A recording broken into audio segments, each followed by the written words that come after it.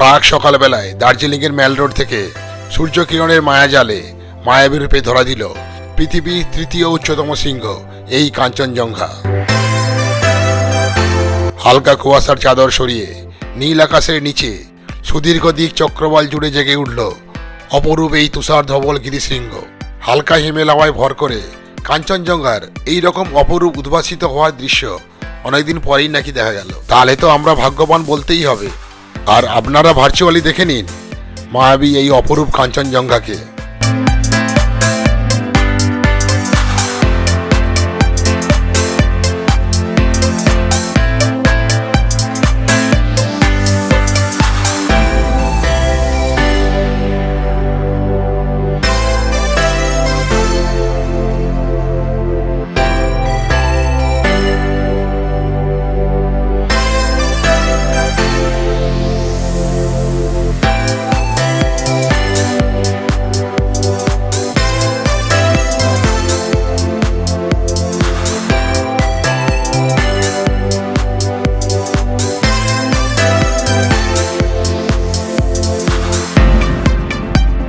আর চায়ের পেয়ালায় চুমুক দিতে দিতে কাঞ্চনজঙ্ঘার এই রূপ আস্বাদন করাটা একটা দারুণ ব্যাপার।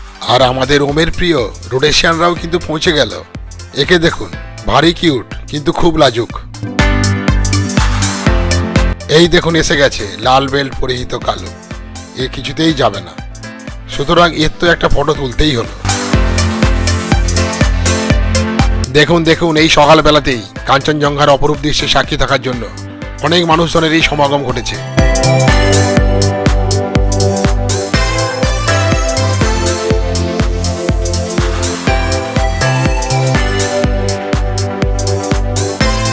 সকাল 5:45 থেকে এখানে এই কাঞ্চনজঙ্ঘার অপরূপ দৃশ্য দর্শন করতে করতে কিন্তু পরিশ্রম হয়ে যাচ্ছে। এটাই হলো ভ্রমণ পরিশ্রম। ভ্রমণ পরিশ্রমেই কিন্তু ভ্রমণ আনন্দ আছে। তো এবার এই কাঞ্চনজঙ্ঘাকে বিদায় জানিয়ে এবার চলে যাওয়ার পালা। তো এই হলো কাঞ্চনজঙ্ঘা মর্নিং ক্লাব। এটা কিন্তু একটা ওপেন ক্লাব। আর এই সামনেই দিগন্ত বিস্তৃত কাঞ্চনজঙ্ঘা। আর এখানে দাঁড়িয়ে দাঁড়িয়ে ব্যায়াম করতে, এক্সারসাইজ করতে দারুণ লাগবে কিন্তু। তো এখানে একটু এক্সারসাইজ হয়ে যাক।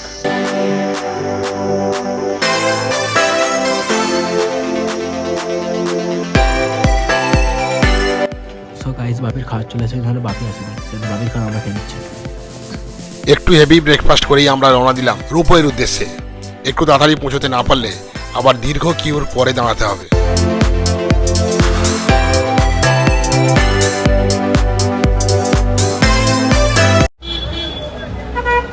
তো এটা হলো দার্জিলিংয়ের ট্যাক্সি স্ট্যান্ড। এখান থেকে সিংমারি যাওয়ার শেয়ারে গাড়ি পাওয়া যায়। তো আমরা যাবো রোপওয়েতে। তো সিংমারি যাওয়ার জন্য এখান থেকে শেয়ারে গাড়ি ভাড়া করে নিলাম। শেয়ারে পড়ছে প্রতিজনে 15 টাকা করে। তো এই ধরনের গাড়িতেও যাচ্ছে।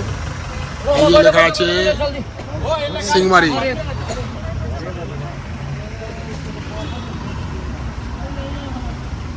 এখানে এরা বলছে 4 জনকে নেয়।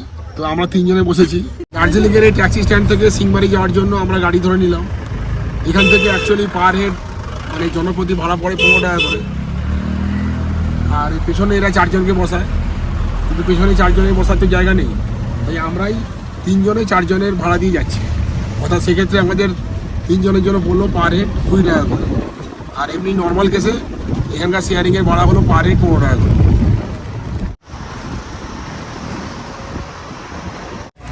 फिर गाड़ी यहाँ से मिलता ना। তো শেয়ারিংয়ে পৌঁছে গেলাম এই সিংমারিতে। এবার এই সিংমারি থেকে আমরা যাচ্ছি রোপওয়ের দিকে। সিংমারির এটা হলো ট্যাক্সি স্ট্যান্ড। শেয়ারিংয়ে আপনি এখান থেকে দার্জিলিং চৌরাস্তায় চলে যেতে পারবেন।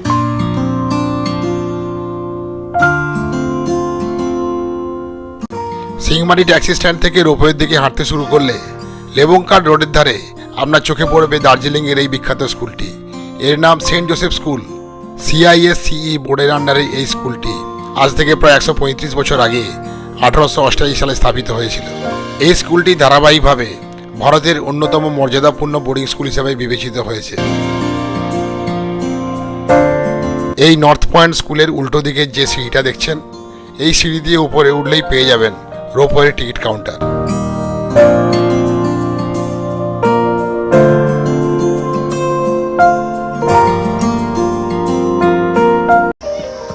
হয়ে উপরে উঠতে হবে। আর এখানে কিন্তু সিঁড়ি একটু খাড়াই, ফলে অবশ্যই সাবধানে উঠবেন।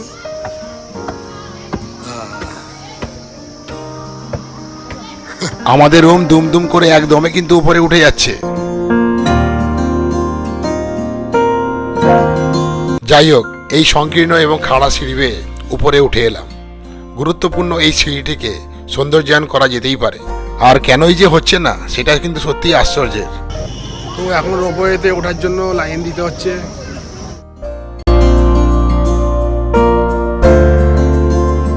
এবার ধৈর্যের পরীক্ষা দেওয়ার পালা। অতিরিক্ত ভিড় সামাল দেওয়ার জন্য এই মুহূর্তে কিন্তু টিকিট কাউন্টারটি বন্ধ, অন্তত 1 ঘন্টা পরে খুলবে। হাতে আমাদের এখন অডেল সময়। এই সময়ের ফাঁকে এই রোপওয়ের কিছু আপডেট তথ্য আমি আপনাদের সঙ্গে শেয়ার করছি। এই হলো দার্জিলিং রঙ্গিত ভ্যালি রোপওয়ের প্রবেশদ্বার। এই রোপওয়েটি বর্তমানে পশ্চিমবঙ্গ সরকারের অধীনস্থ West Bengal forest department corporation limited বা WBFDCL এবং private company conveyor and ropeway service private limited বা CRSPL এর জয়েন্ট ভেঞ্চার। এই CRSPLই এই রোপওয়ের ডিজাইন এবং মেনটেন্যান্সের দায়িত্বে আছে। বর্তমানে দার্জিলিংয়ের এই বিখ্যাত রোপওয়েটি 7000 ফিট উচ্চতার এই সিঙ্গামারি বেস স্টেশন থেকে 5 কিলোমিটার দূরে 2500 ফিট উচ্চতার টুকভার কেবল স্টেশন পর্যন্ত বিস্তৃত। অরিজিনাল রুট ছিল 8 কিলোমিটার দূরে রামমান নদীর তীরে সিংলা বাজার পর্যন্ত। 2003 সালের 19 অক্টোবর একটি আনফরচুনেট ফ্যাটাল অ্যাক্সিডেন্টের জন্য দীর্ঘ সময় রোপওয়ে বন্ধ থাকে। অবশেষে PWD 2012 সালের প্রথম দিকে পুনরায় এই রোপওয়ে চালু করার জন্য CRSPLকে ছাড়পত্র দেয়। তারপর থেকেই রোপওয়ে দারুণভাবে চলছে।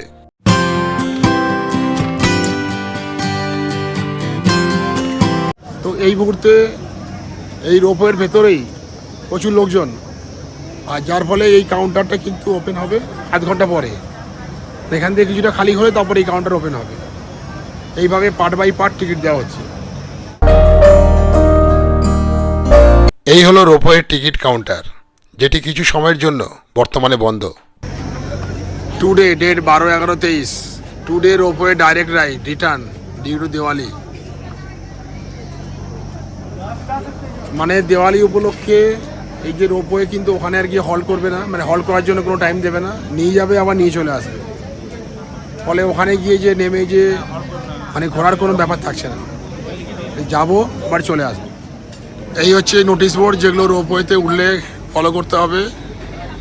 বলছে এক একটা রোপওয়ে যে কেবিন আছে সেখানে 6 জনের বেশি অ্যালাউ করবে না, স্মোকিং অ্যালাউ নেই, স্ট্যান্ডিং অ্যালাউ নেই। টোটাল রোপওয়ে রাইড হচ্ছে 40 মিনিটের। এছাড়া কোনো যদি পেট থাকে পেটও অ্যালাউ নেই। টোটাল যে ডিস্টেন্সটা কভার করছে সেটা হচ্ছে 5 কিলোমিটার। এখানে চাইল্ডের টিকিট দেখুন লেখা আছে, child ticket is in between 3 to 7 years. 3 থেকে 7 বছর বয়সের মধ্যে চাইল্ড টিকিট।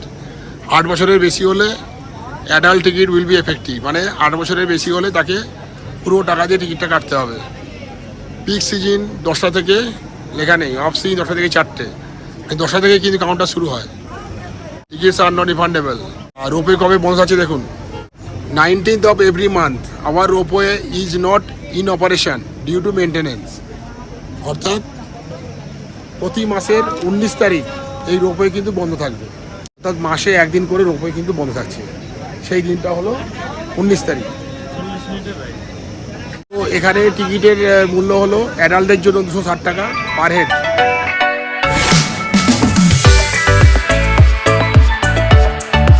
এই মুহূর্তে উইথ দ্য ফ্যামিলির মেম্বার সংখ্যা একটু বৃদ্ধি পেয়েছে। এই রোপওয়ে রাইডে আমাদের সঙ্গী হয়েছে আমার মামাতো বোন রুমা, এবং সঙ্গে আছে তার হাজব্যান্ড পার্থ এবং তার মেয়ে পরমা, তার ছেলে রাহুল।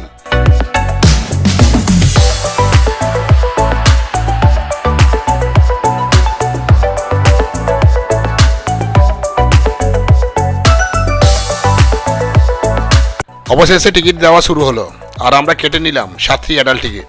আমাদের মোট মূল্য পড়ল 1820 টাকা। হ্যালো ফ্রেন্ডস, এখন সময় কিন্তু বেলা 12:33। আমাদের প্রায় 3 ঘন্টা এখানে লাইনে দাঁড়ানো হয়ে গেল। এখনও পর্যন্ত আমরা কিন্তু রোপওয়েতে উঠতেই পারলাম না। আরও 8 ঘন্টা টাইম লাগবে। এবার সারাদিনটা মনে হচ্ছে রোপওয়ের পিছনেই চলে যাচ্ছে।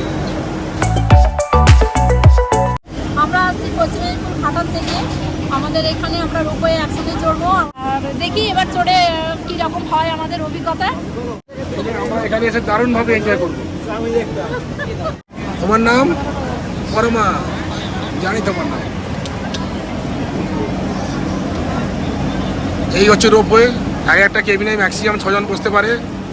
এই রোপওয়ে রক্ষণাবেক্ষণের দায়িত্বে আছে conveyor and ropeway services private limited. তো আপনারা কিন্তু নির্ভয়ে আসুন, কোনো অসুবিধে নেই, ভয় পাওয়ার কোনো কারণ নেই। এরা কিন্তু দারুণভাবে এটাকে মেনটেন করছে। ছোট্ট পরমাকে নিয়ে এরা কিন্তু কোনোভাবেই 7 জনকে একটা কেবিনে অ্যালাউ করলো না। সেই জন্য আমাদের বাধ্য হয়ে 3 এবং 4 এই দুটো গ্রুপে ভাগ হয়ে রাইডটা করতে হচ্ছে।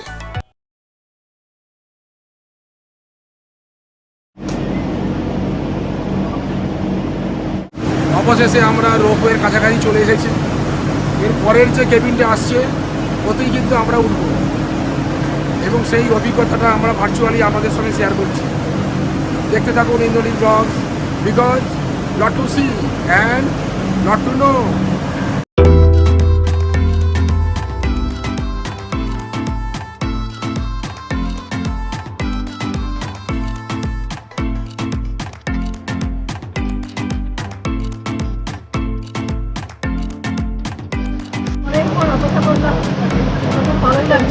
আমরা এই সাদা রঙের গন্ডোলাতে করেই পাড়ি দেবো বেশ খানিকটা নিচে, ওই টাকওয়ার টি এস্টেটের উদ্দেশ্যে।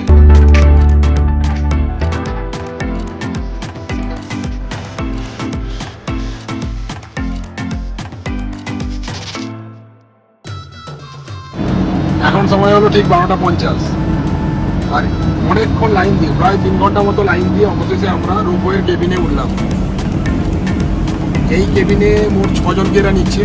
দেখুন এখানে এদিকে 3 জন আর এদিকে 3 জন, এই নিয়ে মোট 6 জনকে একটা কেবিনে এরা অ্যালাউ করে। 6 জনের বেশি কিন্তু এরা অ্যালাউ করবে না। নাও get set ready for the panoramic views of the surroundings. এই কেবল কার থেকে আপনি দেখতে পাবেন বিস্তীর্ণ সবুজ, আরও সবুজ চা বাগানের উপত্যকা সহ হিমালয়ান রেঞ্জের ব্রেথটেকিং ভিউজ।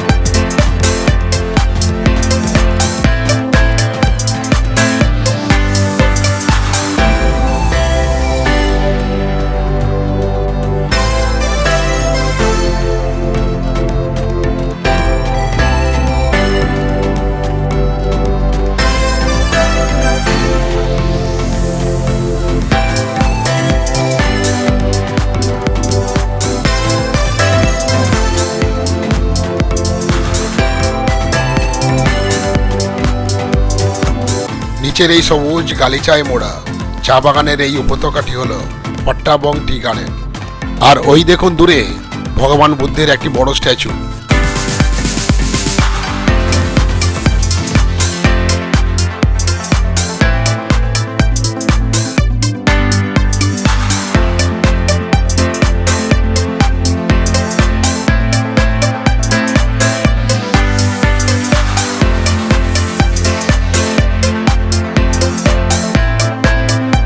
ওই যে দূরে দেখা যাচ্ছে রঙ্গিত ভ্যালি। বর্ষাকালে এই রঙ্গিত ভ্যালি ফুলে ভরে ওঠে। এই রঙ্গিত ভ্যালির একদম নিচের প্রান্তে প্রবাহিত হচ্ছে দুটি নদী। একটি হলো লিটল রঙ্গিত নদী এবং অপরটি হলো রামবান নদী। এই দুটি নদী আবার পরে মিশেছে গ্রেট রঙ্গিত নদীর সঙ্গে।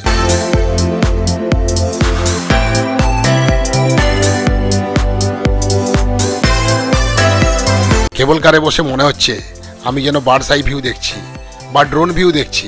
একটা দারুণ ফিলিং হচ্ছে কিন্তু।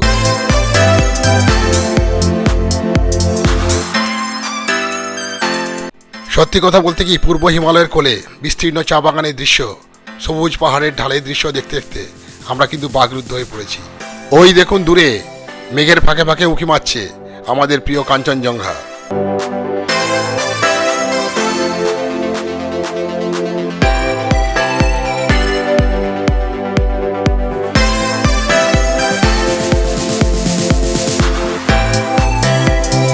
সবুজ চা বাগানের মধ্যে এই ধরনের আঁকাবাঁকা রাস্তাগুলোকে দেখতে দারুণ লাগে। মনে হচ্ছে যেন কোনো একটা অজগর সাপ এঁকে বেঁকে চলে গেছে।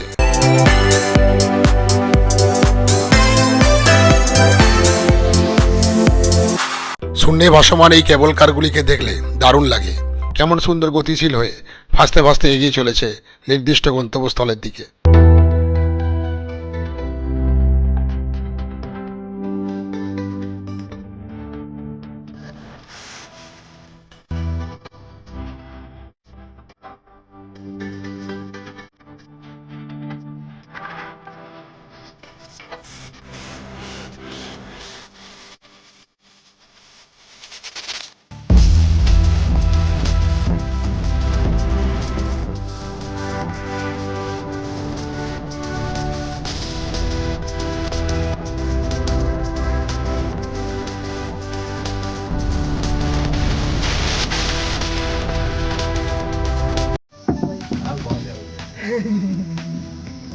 আমাদের ফিলিং বলুন এবার কেমন লাগছে? খুব সুন্দর লাগছে, খুব সুন্দর লাগছে, একটা অন্যরকম feeling। যাক। আপনারা কোথা থেকে এসেছেন? আমরা এসে শ্রীরামপুর। শ্রীরামপুর থেকে। আচ্ছা, ওই দিকে হুগলি থেকে। খুব ভালো, এটা এনজয় করুন, দারুণ জায়গা, এটা দারুণ জিনিস। খুব ভালো লাগছে, আমরা বেশ এনজয় করছি।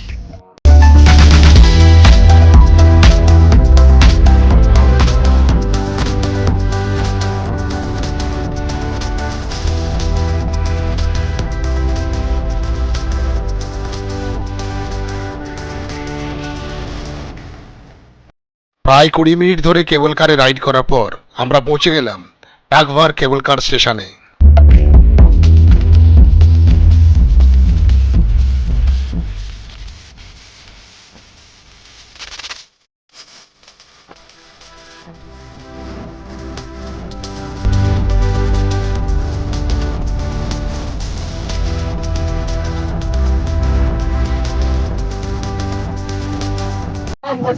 কাজ করে আমাদের মানে এই কেবিনটা কিন্তু মাটিতে ধাক্কা লেগে কাজ হয়ে গেছিল। আচ্ছা, আজকে দিওয়ালির জন্য আমাদের কিন্তু এখানে এরা নামতে অ্যালাউ করছে না। অন্যান্য সময় কিন্তু এখানে এরা নামতে অ্যালাউ করে। নেমে এখানে চারদিকে বাগান আছে, ক্যাফেটেরিয়া আছে, চারদিকটা ঘুরে দেখা যায়, দারুণ লাগে।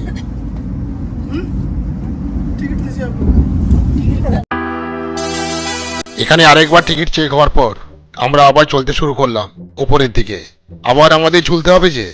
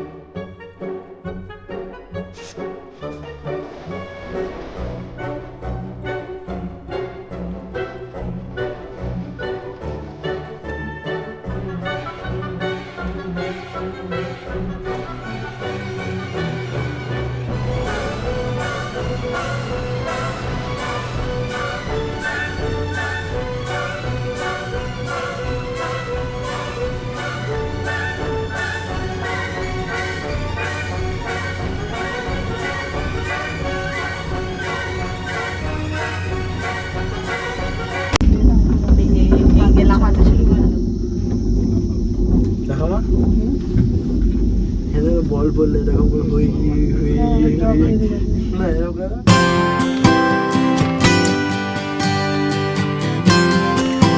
আবার প্রায় 20 মিনিট কেবল কারে রিটার্ন জার্নি করে পৌঁছে গেলাম সিঙ্গামারি বেস স্টেশনে। দেখে নিন উপর থেকে সব ঘর বাড়ির ড্রোন ভিউ কেমন লাগছে।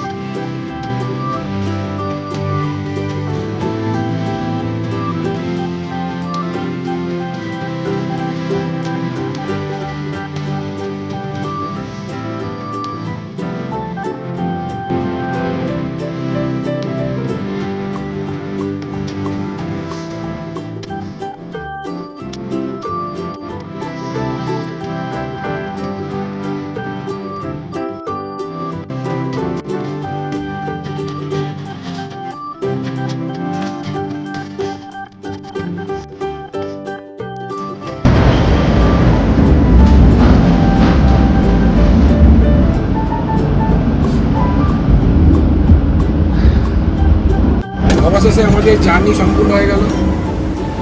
এখন সময় 1:30।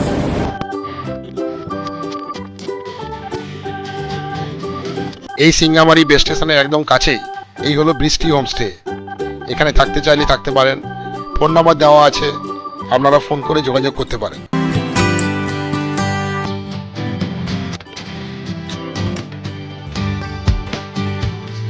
এবার দেখে নিন কেবল কার রোপওয়ে থেকে কেবিনগুলো কিভাবে ল্যান্ড করছে। পুরো প্রক্রিয়াটা সত্যিই দেখার মতো। কেমন লাগলো? দারুণ দারুণ দারুণ লাগলো না? অপেক্ষা করা সার্থক হয়েছে। ভালো একটা অভিজ্ঞতা হলো আমাদের। নিশ্চয়ই। এইভাবে পাহাড়ের উপর দিয়ে রোপওয়ের মাধ্যমে 2-3টা পাহাড়ে পেরিয়ে তাদের প্রাকৃতিক সৌন্দর্য আর নিচে মানুষদের বসস্থানের পারিপার্শ্বিক পরিবেশ সব মিলিয়ে যেন একটা নতুন অভিজ্ঞতা বা একটা নতুন আমাদের ফুটে উঠলো আমাদের সবার সামনে। প্রাকৃতিক পরিবেশটাও খুব এনজয় করলাম। তো ইনি হলেন আমাদের অ্যাকচুয়ালি জামাইবাবু। তো এই পার্থক্যতা আপনারা শুনলেন, তো খুব ভালো এনজয় করেছে, দারুণ লাগলো।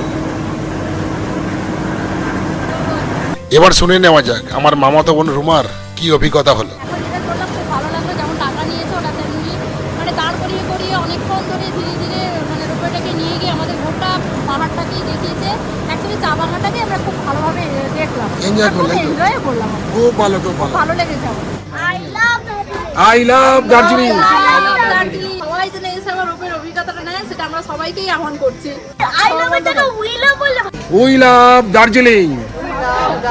সত্যি দার্জিলিং এই কারণেই কিন্তু পাহাড়ের রানী, বারবার কিন্তু এখানে ফিরে আসতে ইচ্ছে করে। ঠিক আছে বোন, তুই বলার জন্য থ্যাংক ইউ। এবার আমরা চলে এলাম সিংমারি ট্যাক্সি স্ট্যান্ডে। এখান থেকে আমরা আবার শেয়ারে গাড়ি নিয়ে নেব দার্জিলিং চৌরাস্তা যাওয়ার জন্য। এই হলো সিংমারি ট্যাক্সি স্ট্যান্ড, এখানেই আমাদের আসতে হবে। আর এখান থেকে আমরা আবার ট্যাক্সি নিয়ে নিলাম। তো এই গাড়িটা এই সিংমারি থেকে যাবে দার্জিলিংয়ের ট্যাক্সি স্ট্যান্ডে। তো ভাড়া এমনি 15 টাকা করে। তো আমরা 4 জনের সিটে 3 জন যাচ্ছি, সেই জন্য আমাদের দিতে হবে 60 টাকা, মানে 20 টাকা পার হেড।